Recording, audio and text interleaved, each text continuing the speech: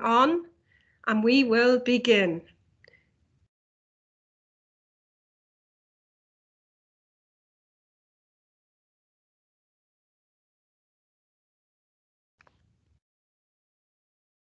Good afternoon, everybody. I'm delighted to welcome you to today's Irish Institute for Catholic Studies lecture. And our speaker today is Mark Regan. Mark is a research analyst at the Economic and Social Research Institute, and he holds a BA in Economics from Trinity College Dublin, followed by a Master's in Science in TCD, which was also in the area of economics. In 2018, Mark commenced his doctoral studies at UCD, and his research there examines the impact of recessions on the earnings of school leavers. Mark's work as a research analyst in the ESRI focuses on taxation, welfare, and pensions. And today, Mark is going to speak to us about child poverty in Ireland and the pandemic recession. We're delighted to have you, Mark. Thanks for having me on, everyone, and thanks for coming along to the talk. So I'm going to be discussing a paper I co-authored with a colleague of mine at the ESRI, Bertrand, back in July, where entitled Child Poverty in Ireland and the Pandemic Recession. And in this piece of research, what we really just wanted to do was see how the very large job losses we saw sort of around April, how these would feed into child poverty rates, and also analyse how a labour market recovery of varying strengths might help to mitigate some of these poverty levels.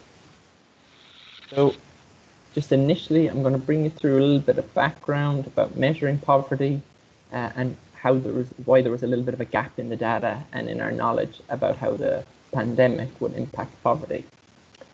So as a real sort of catch-up, poverty figures are produced by the Central Statistics Office each year, but at sort of a 2-year lag. So for instance, at the start of 2020, we found out what poverty levels were in 2018. And income poverty statistics for Ireland and all EU member countries, they come from a standardised European household survey data set called Survey of Income and Living Conditions. And in Ireland, this data set, each year approximately 5,000 households are surveyed each year, and this gets scaled up to represent the population. And a household is defined as being income poor or living in poverty if the household has less than 60% of the median household income. So they're sort of living in some of the poorest households in the country. And I suppose the issue with the pandemic, and in particular the job losses we saw in April, was we had no way of knowing how income poverty would evolve based on available data sets. So at a time when there was huge economic upheaval, it was really hard to put your pulse on the economy and see how poverty levels might be changing. And I suppose this really undermined an economist's sort of typical tool set as economists firm poverty levels by adjusting these older household survey data sets so that they sort of match current known aggregates. And this sort of process is called nowcasting. So for instance, what we would have been doing at the start of the year is using older data sets from, say, 2018, adjusting these a little bit so that they represented what we thought the population in 2020 looked like, and also adjusting for changes in wages, which we know sort of quarterly what these levels are. So we're sort of making old data sets look like how we think things are at the moment and getting poverty rates from that. And these sort of standard methods, they're pretty accurate when the economy is just ticking along and quite stable. But when there's large unexpected events like a pandemic or any kind of recession, it makes it difficult to assess in real time how the economy and de facto how living standards are changing for our citizens. And just another kind of slide I want to highlight, and a point I want to highlight, is sometimes when you're looking at income poverty estimates, especially comparing them across countries, it's important to remember that these poverty estimates are really just a national distributional statistic in themselves. And what I mean by that really is that the threshold for a household being defined as poor, this varies across countries and also it varies over time. So for instance, if you're looking at poverty rates across countries, it's hard to directly compare living conditions of households from income poverty measures across countries, as if you took a household who was classified as living in poverty in Ireland and you directly just transpose them into Spain or some other country like that, they may not be in poverty. So it's a relative statistic. And I suppose at the time of writing this piece, sort of around May, June, our three main objectives that we had were to document how child poverty levels have changed in Ireland using all available SILC data sets. So these are the data sets that are used to monitor social conditions in Ireland. And in a related point to that, we also wanted to show how poverty levels changed during the Great Recession of 2008, particularly for children, to see whether there was anything we could learn from the last time round, our last recession, and whether maybe this recession will sort of mirror that in any way. And then finally, we really wanted to sort of statistically estimate how income poverty rates would evolve over the course of 2020 under a few scenarios. So if there was some labour market recovery and if there was no labour market recovery. And you might cast your mind back to sort of April, May. There was a lot of talk in the media about sort of V-shaped recoveries and all the sort of different trajectories the labour market might take post-lockdown. So we wanted to kind of inform this analysis here. So I suppose we're measuring poverty because it is a concern, because it has welfare impacts, particularly on children. So child poverty sort of has a short-term impact in that it decreases the living standards of children, which we don't want to happen, but it also has pretty large negative long-run effects. So research, which has been particularly prominent in the USA and in the UK, where they have these really large longitudinal data sets that follow people from very early on in life, maybe since they're born or since they're at the age of 5 through to their adulthood, sort of in their 30s and 40s. And from this, you can really see how early life poverty affects adult outcomes. And some of these studies by Duncan et al. Have found that early life poverty, completing secondary education, and the likelihood of completing high school education sort of is particularly reduced if a child has lived in poverty for a large number of years. And again, Duncan and co-authors have also on the impact that childhood poverty has on a person's ability to make ends meet or make earnings later on in life. So in the US, they estimated that if you were to give a poor household an extra $3,000 per year for all children that are under 5 and living in poverty, this would translate to a 17% increase in their earnings ability as an adult. And so clearly you can see that it's a sort of a cost-effective way for policymakers to reduce poverty if they target children who are very young but living in poverty, as they'll be able to reduce their poverty levels, but they'll also be able to increase their earnings in adult life, and they'll be able to sort of finance this by having higher taxes in the future. And it's interesting to note that there's smaller effects on this ability to increase earnings if you were to give children, say, ages 6 and 10, this cash stimulus. So it is the case that a lot of economists have tended to believe that if you're going to make interventions to prevent child poverty, you get more cost-effective returns if you target early on in life. So just in terms of measuring poverty, what we use in this paper is we use 2 headline measures. So the first of these is this at-risk of poverty rate measure. And I'm going to refer to this as ARUP, as the ARUP rate through the rest of the lecture, and I'll be referring to it quite often. So this ARUP, or at-risk of poverty rate, just measures the portion of people living in households with income less than 60% of the median equivalized household disposable income.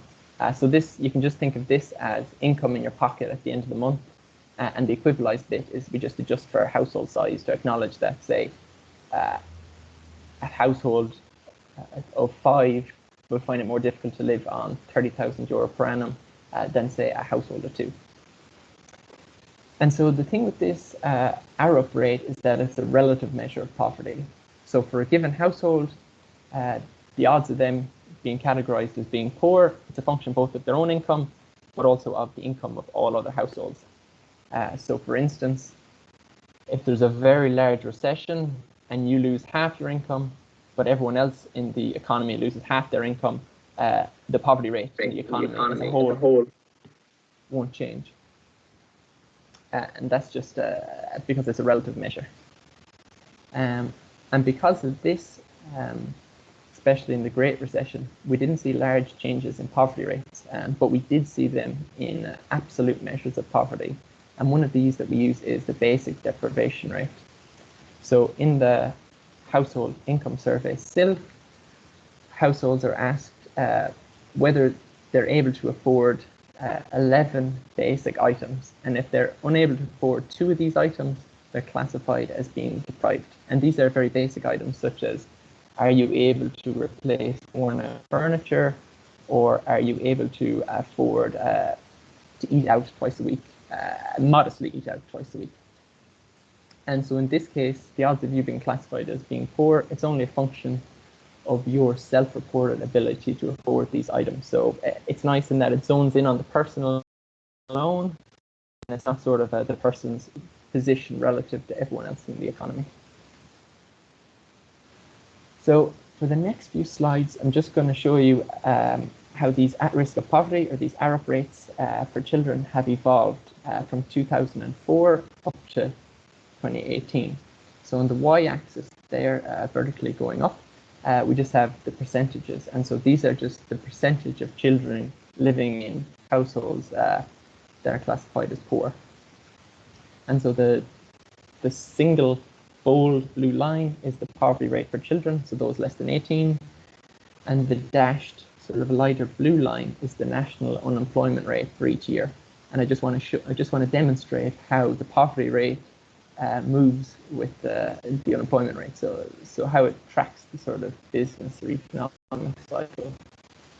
So what we see in 2004 was that child poverty rates were quite high at 23%, but by 2018 these had lowered to about 50%. So overall, it seems like there is a nice steady decrease in child poverty over the time.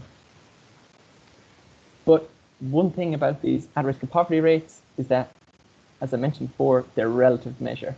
And we see that they basically did not move over the course of the Great Recession. And so this is why they sort of went down in popularity.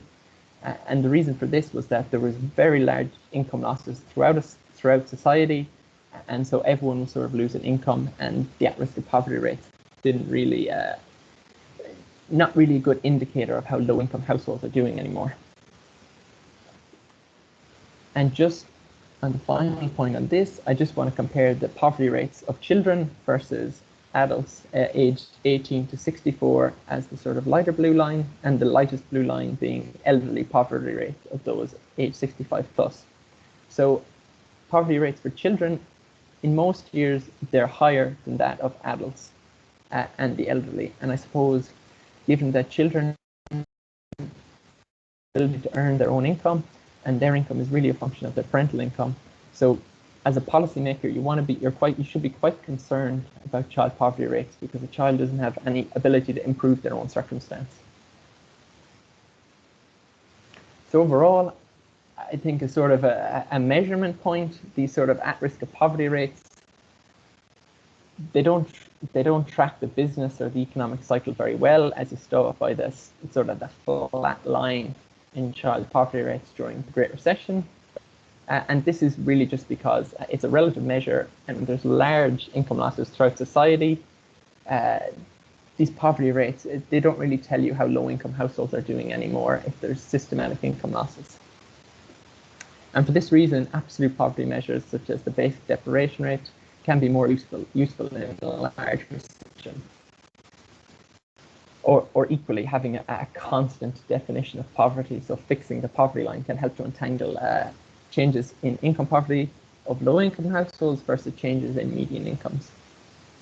And in the latter there, what I've done in this slide is just constructed poverty rates for children, but using a constant definition of poverty. So just using the poverty line from 2004.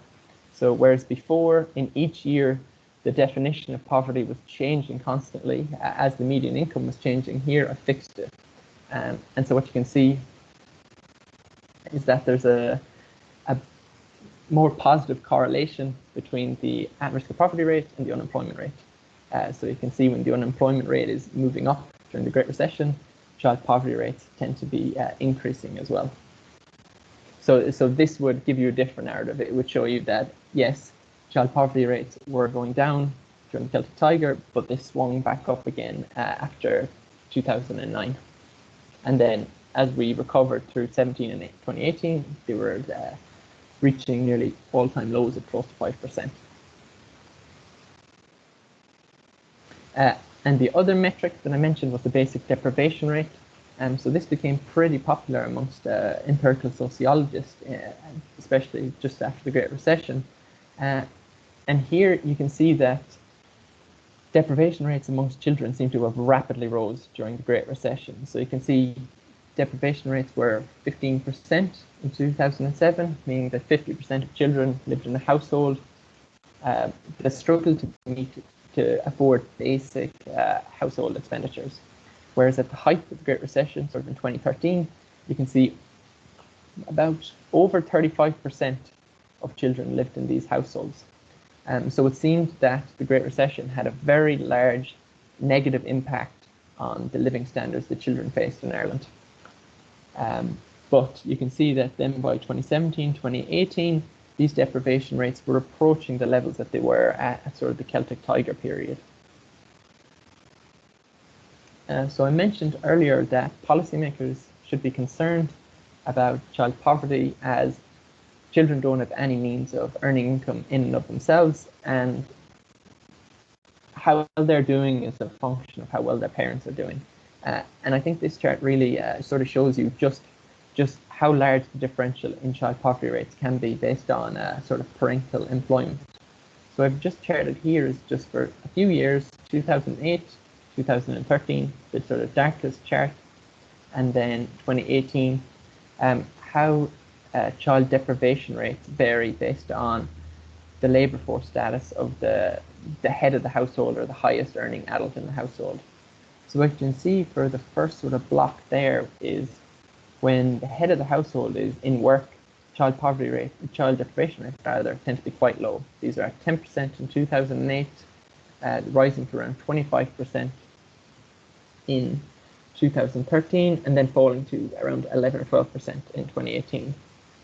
But that's really in stark contrast to the situation that children living in households where the main adult is unemployed, where in 2008, deprivation rates were at 50%, and these shot up to 70% in 2013 due to the recession.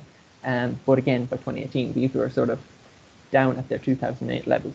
And again, they're also these deprivation rates where the adult is sort of inactive in the labour market, or they have some other labour force status, say if they're in education, deprivation rates also tend to be quite high.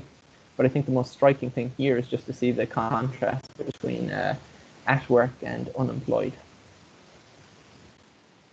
So I suppose just to summarise what I've shown you there, I really want to communicate that deprivation and fixed income poverty rates rose rapidly over the Great Recession, whereas the measures I first show of relative poverty measures, they tended to be nearly flat from 2008 to 2018 with a slight downward trend. So they're not really a good measure of how low income families are getting on in a time when there's large income losses. So overall, with these deprivation and fixed income poverty rates, by 2018, they were as low as they were during the Celtic Tiger period. So sort of going into this pandemic, it seemed that living standards had recovered from the recession, and we were back on track to where we were at the start of the noughties. Parental unemployment is also a very big factor, and children living in households where the main adult is unemployed have a much higher risk of living in deprivation.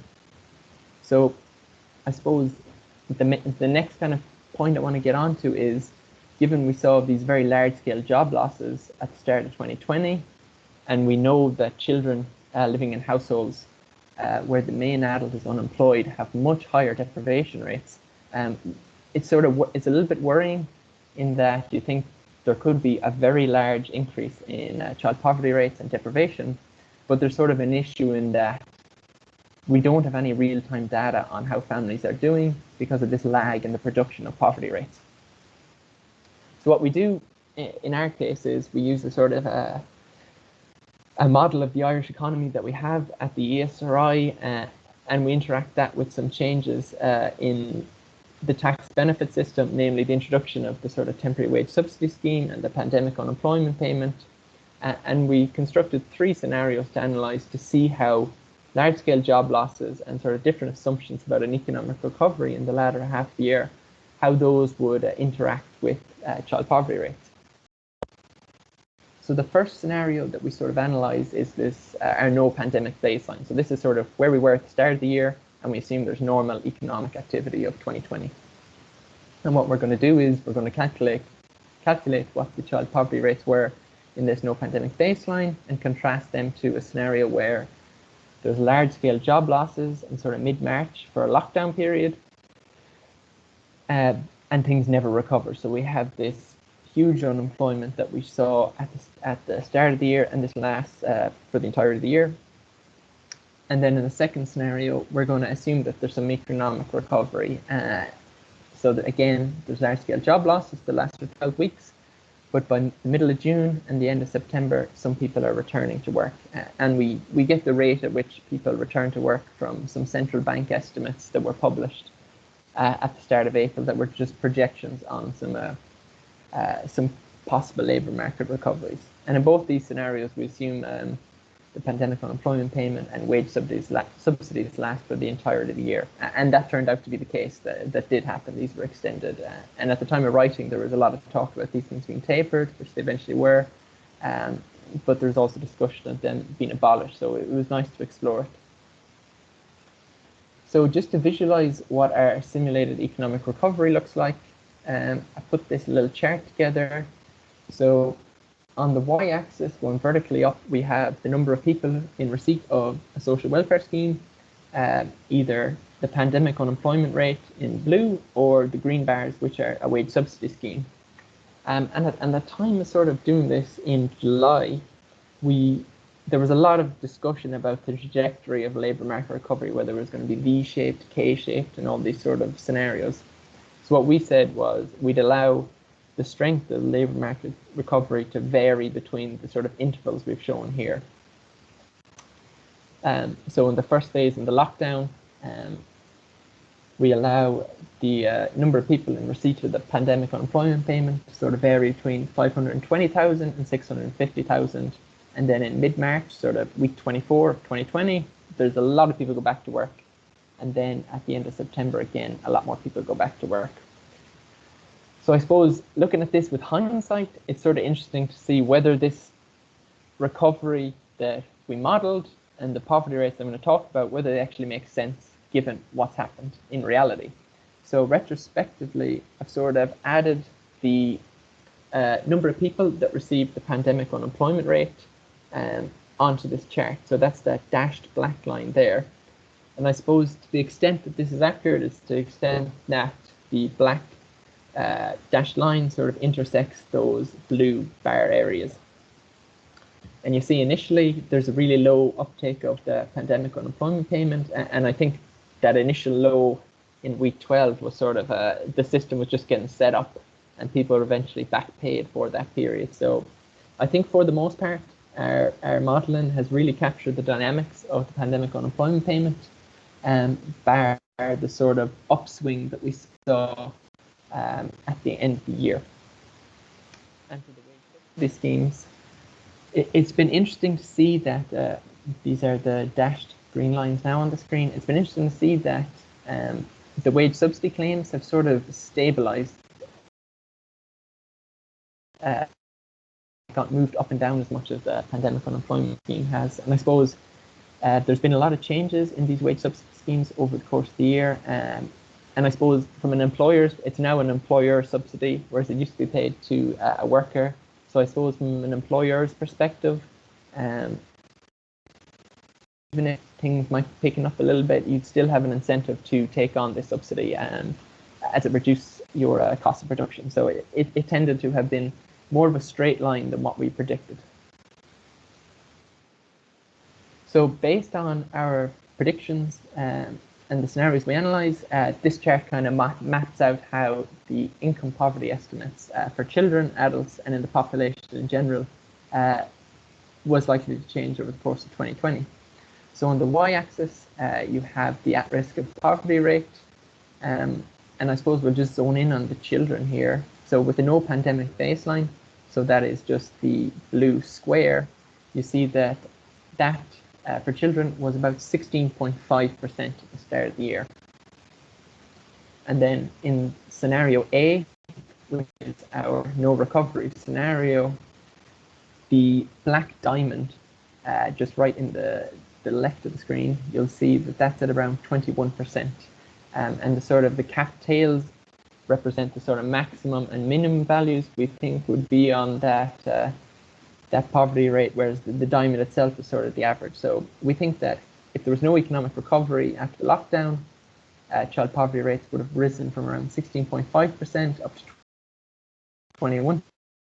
But the economic recovery would help reduce poverty a lot, and it would reduce it significantly to just 18%. So you'd be looking at a start of the year poverty estimate of around 16.5% for children, rising just to 18% if there was a significant economic recovery, which we kind of saw. And for adults in the population in general, you see a similar trend that the lockdown period itself induced a lot of poverty, but getting people back to work, in addition to the social supports that were introduced, helped to mitigate a lot of this shock.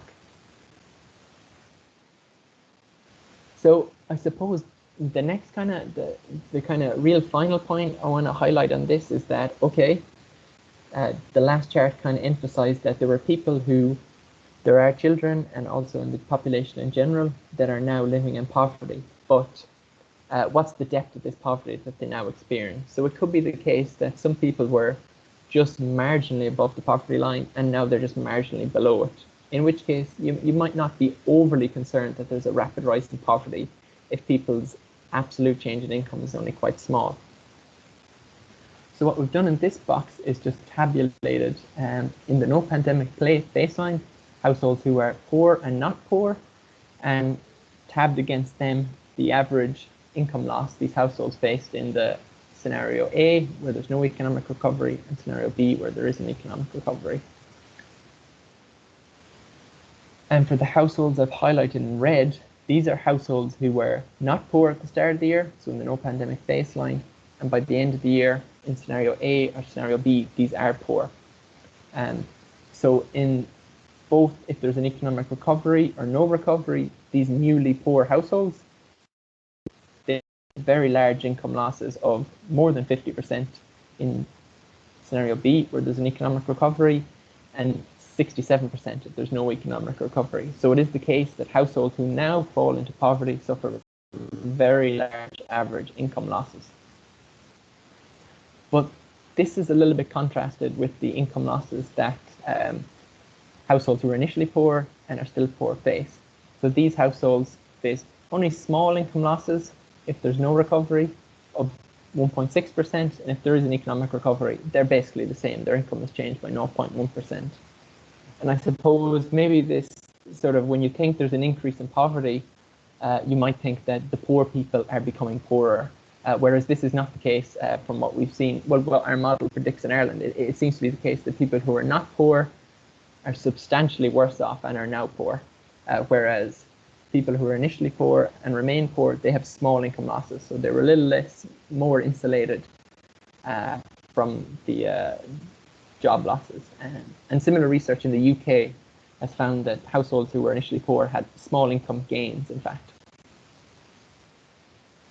And yes, there are some, this is a little less a relevant point for children, but there are some households who started off poor in the no pandemic baseline, and they get some income gains and rise out of poverty.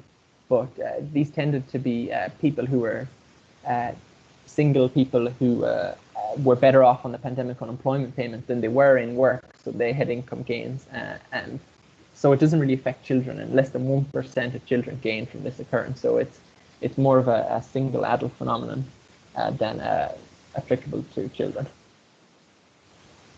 So I suppose in conclusion, I just want to highlight that our sort of model estimates indicated that child poverty would rise from a sort of start of the year estimate, so our no pandemic baseline estimate of 16.5% to 21.1% if there's no economic recovery. And I suppose when we're talking about percentages all the time, it maybe makes things a little less personal, but that increase would equate to 45,000 extra children living in poverty.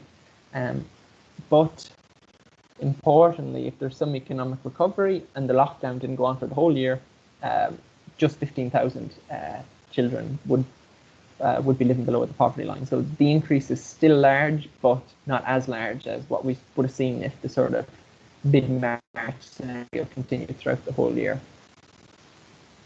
And I suppose what I've discussed here are really sort of, well, if you think about inequality in terms of inequality of outcome, sort of when you're measuring income or opportunity, I've really just focused on outcomes here, looking at income.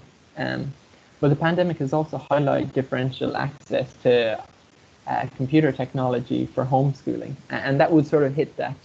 Yes, what I've shown here decreases or increases inequality of outcomes, but there has also been sort of some increase in the inequality of opportunity, which is a lot harder to measure really. And some research by my colleagues at the ESRI, Moen et al. 2020, they found that second level students from low socioeconomic backgrounds and those with special education requirements were least suited to remote education. So it's sort of another thing to bear in mind that while the sort of outcomes measured in money terms have also gotten worse, there are also sort of things that are a little bit harder to measure, but are equally or nearly more important that have also decreased for sort of for children, and that policymakers should be cognizant of.